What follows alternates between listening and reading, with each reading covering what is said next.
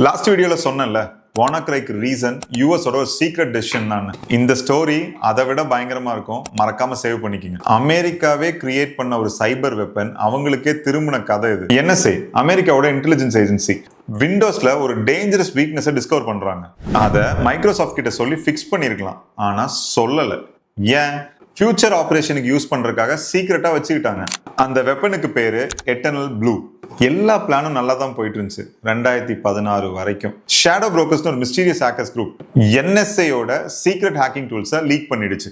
இன்னைக்கு வரைக்கும் அவங்க யாருன்னு யாருக்குமே அபிஷியலா தெரியாது. ஆனா எட்டர்னல் ப்ளூ இப்ப யாரு வேணாலும் யூஸ் பண்ணலாம். லீக் ஆகிறதுக்கு முன்னாடி NSA மைக்ரோசாஃப்ட்டுக்கு ஒரு வார்னிங் கொடுத்துச்சு.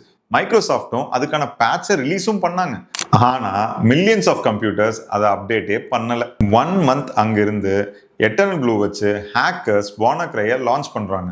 ஒரே நாள்ல 2,30,000 கம்ப்யூட்டர் 150 கண்ட்ரி இதனால பாதிக்கப்படுது. கிட்டத்தட்ட $18 பில்லியன் இதனால லாஸ். நெக்ஸ்ட் டைம் உங்க போனோ விண்டோஸோ அப்டேட்னு கேட்டா லேட்டர்னு பிரஸ் பண்ணாதீங்க. யூஎஸ் பண்ணதை பத்தி நீங்க என்ன நினைக்கிறீங்கன்னு கமெண்ட் பண்ணுங்க. இதே மாதிரி இன்ட்ரெஸ்டிங் வீடியோஸ் பார்க்க மறக்காம என்ன ஃபாலோ பண்ணிக்கங்க.